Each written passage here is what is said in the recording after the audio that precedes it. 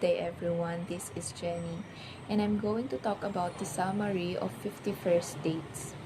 In the movie 51st Dates, Henry, a womanizing marine veterinarian working in Hawaii, every night he goes to the local bars, and one day he met Lucy. Lucy used to be an art teacher at local junior high school. Her father is a fisherman.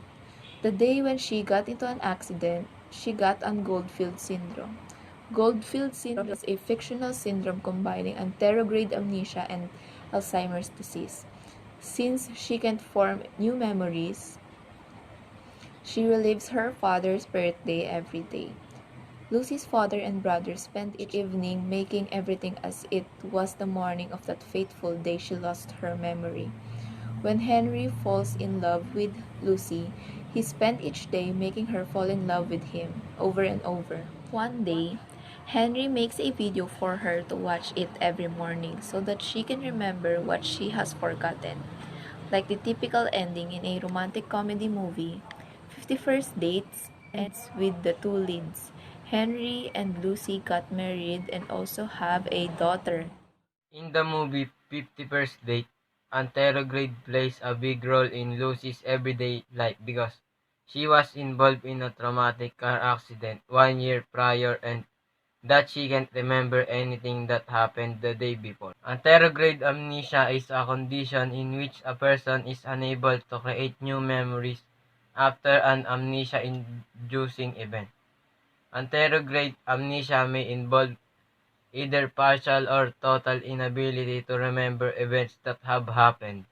At the same time, a person with this type of amnesia has intact long-term memories from before the accident. Ang nangyari kay Lucy ay anterograde amnesia kaya hindi niya na naaalala yung mga bagay pagkatapos ng aksidente. The anterograde amnesia is particularly associated with the inability to form new memories. Perhaps an individual may forget the things that happened just a few minutes earlier. The individuals tend to struggle in recalling the recent events. The anterograde amnesia is particularly affecting the encoding and consolidation stages of declarative memory. This will in turn lead to damage to the prefrontal cortex and hippocampus. So what is the function of prefrontal cortex? The prefrontal cortex is a part of the brain located at the front of the frontal lobe. It is implicated in a variety of complex behaviors, including planning, and greatly contributes to personality development. The prefrontal cortex, or PFC, plays a central role in cognitive control functions, and dopamine in the PFC modulates cognitive control, thereby influencing attention, impulse inhibition, prospective memory, and cognitive flexibility.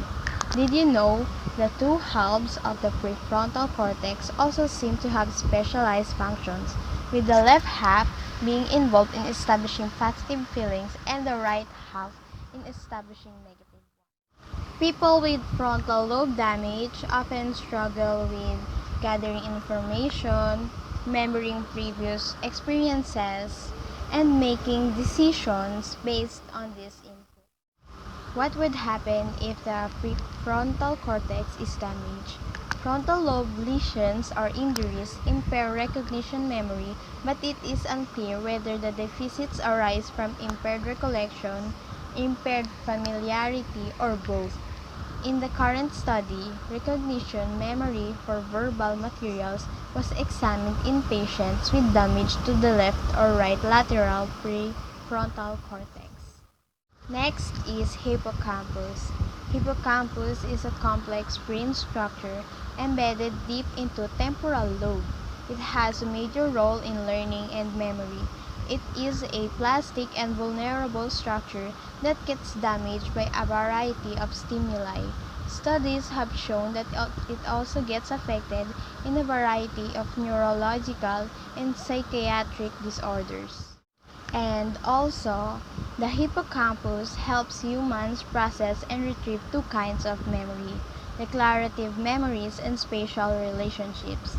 Declarative memories are those related to facts, and events. The hippocampus is also where short-term memories are turned into long-term memories. These are then stored elsewhere in the brain. The hippocampus, which is located in the inner medial region of the temporal lobe, forms part of the limbic system, which is particularly important in regulating emotional responses. What would happen if the hippocampus is damaged? If the hippocampus is damaged by disease or injury, it can influence a person's memories as well as their ability to form new memories. Hippocampus damage can particularly affect spatial memory or the ability to remember directions, locations, and orientation.